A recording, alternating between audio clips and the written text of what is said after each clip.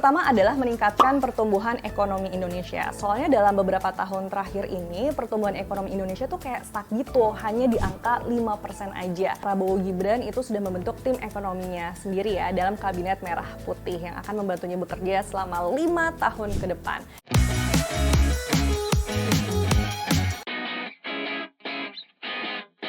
Hai, Conomix di sini. Apa kabarnya di sana? Sekarang Indonesia sudah memiliki presiden dan wakil presiden yang baru. Oleh karena itu, selamat bertugas kepada Bapak Prabowo Subianto dan juga Mas Gibran Rakabuming Raka ya, yang sudah resmi menjadi presiden dan wakil presiden periode 2024 hingga 2029. Soalnya sederet tugas nih sudah siap menanti untuk diselesaikan, dan salah satu yang paling krusial adalah di bidang ekonomi. Apalagi kemarin aku juga sudah sempat bahas di sini ya, soal kondisi ekonomi Indonesia yang gak baik-baik banget juga gitu, karena ada beberapa gejala yang dialami, mulai dari deflasi, badai PHK, hingga lesunya industri manufaktur. Makanya nih ya, ada banyak PR yang harus diselesaikan untuk mengatasi gejala-gejala sakit yang dihadapi oleh ekonomi Republik Indonesia. Tapi ini aku mau jembrengin beberapa yang butuh diatasi dalam waktu dekat ini. Yang pertama adalah meningkatkan pertumbuhan ekonomi Indonesia. Soalnya dalam beberapa tahun terakhir ini, pertumbuhan ekonomi Indonesia tuh kayak stuck gitu, hanya di angka 5% aja. Bahkan dalam 10 tahun terakhir, pertumbuhan ekonomi Indonesia paling tinggi ya, paling cuma 5,3% gitu.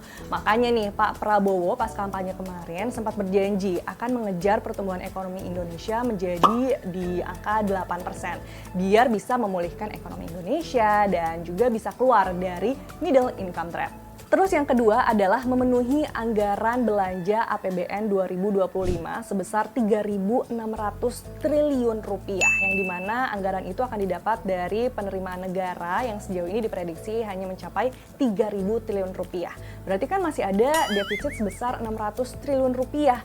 Nah, itulah yang diprediksi akan menjadi penambah utang negara. Padahal nih, di tahun 2025 itu sudah ada utang negara yang jatuh tempo sebesar 800 triliun rupiah dan ya harus dibayar tahun depan. Lalu yang ketiga adalah pemutusan hubungan kerja atau PHK yang bikin banyak pengangguran di Indonesia. Kalau menurut laporan dari World Economic Outlook per April 2024, itu dikasih tahu bahwa dari 279 juta penduduk di Indonesia, 5,2%-nya adalah pengangguran. Bahkan ya, menurut IMF atau Dana Moneter Internasional bilang, Indonesia merupakan negara dengan tingkat pengangguran tertinggi atau nomor 1 di ASEAN. Ngenes banget nggak tuh? Sama satu lagi yang kudu diatasi adalah kemiskinan. Karena menurut data statistik per Maret 2024, angka kemiskinan di Indonesia itu sudah mencapai 9,03%. Ya, turun sih dibandingkan Maret 2023 yang saat itu mencapai 9,36%. Tapi tetap aja masih stuck di angka 9%. Padahal nih, pengentasan kemiskinan itu menjadi sangat penting karena balik lagi ke target utama kita, yaitu ekonomi yang tumbuh atau pertumbuhan ekonomi. Dan untuk itu perlu meningkatkan daya beli maupun konsumsi masyarakat dengan cara menghilangkan kemiskinan. Oleh karena itu, dalam mengerjakan PR ekonomi ini, Prabowo Gibran itu sudah membentuk tim ekonominya sendiri ya, dalam Kabinet Merah Putih yang akan membantunya bekerja selama 5 tahun ke depan.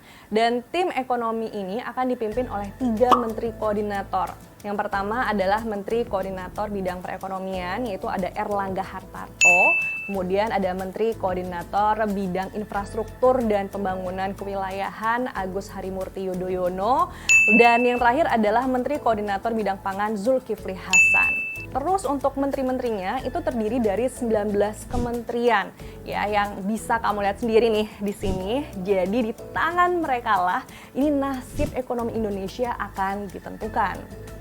Nah, itu tadi ya, ada beberapa wajah lama di kementerian, tapi juga ada beberapa wajah-wajah baru.